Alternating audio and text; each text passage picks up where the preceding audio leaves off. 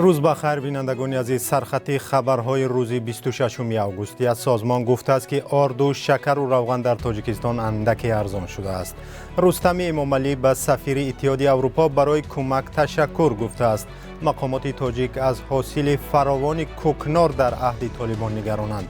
کار بزرگترین نیروگاه اتمی در اروپا را قطع کردند. این و دیگر خبرها در ادامه برنامه. مشاهده قیمت‌ها در بازارهای تاجیکستان نشان داده است که نرخ بعضی از مواد غذایی از جمله آرد و روغن و شکر در مقایسه به هفته گذشته اندک پایین آمده است. برنامه آذوقه‌واری سازمان ملل با نشر ارزیابی تازه قیمت‌ها در تاجیکستان در روز 25 آگوست گفت که قیمت این سه مواد اصلی غذایی از 1 تا 3% ارزان تر شده است. این زمان قیمت 1 کیلو آرد در دوشنبه اندک بیشتر از 7 سامانی است که در مقایسه با هفته گذشته 3% ارزان تر است.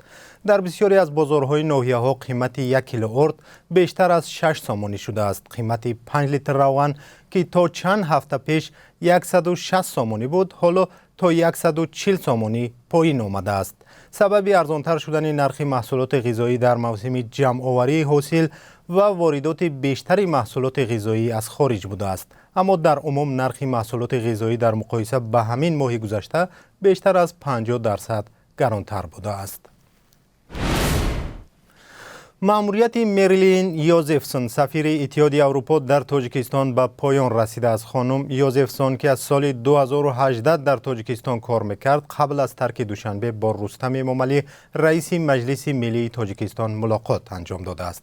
خبرگزاری دولتی خاور نوشته است که رستم امامعلی به فرستاده اتحادیه اروپا برای کمک ها در عهد سخت کووید 19 در تاجیکستان اظهار سپاس کرده است.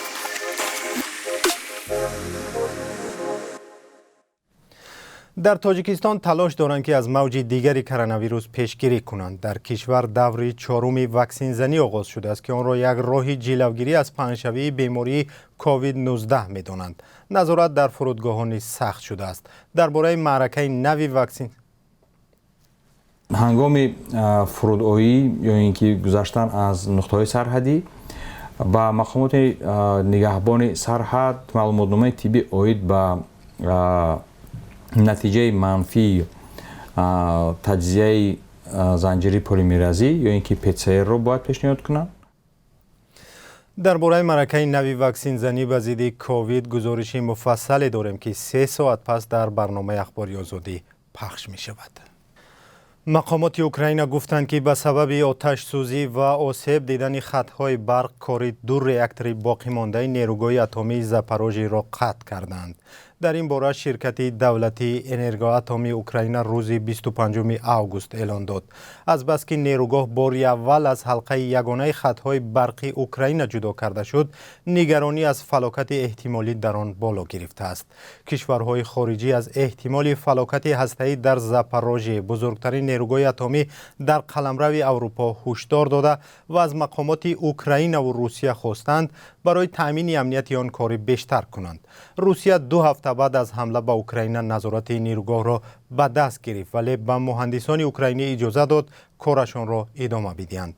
جنگ در نزدیکی نیروگاه بیم فلاکت در آن را زیاد کرد. مقامات تاجیک میگویند افرادی که در افغانستان به کشت کوکنار مشغولند ظاهرا حاصل فراوان گرفتند.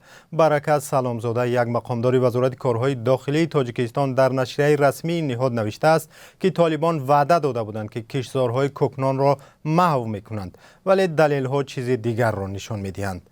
با گفته او در 7 ماه سال گذشته مقامات تاجیک نزدیکی 2.5 تن مواد مخدری که از افغانستان انتقال می‌یافت مصادره کردند، ولی در 7 ماه امسال و در زمان قدرت طالبان این آمار به نزدیکی 3 تن رسیده است. طالبان ماه آگوست سال گذشته افغانستان را تصرف کردند. این کشور بیش از 1400 کیلومتر خط مرز با تاجیکستان دارد.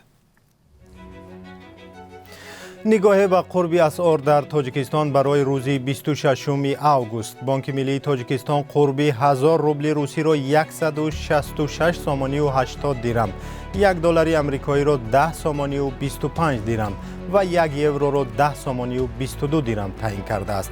قرب اسعار در بانک‌های تجارتی می‌تواند فرق داشته باشد.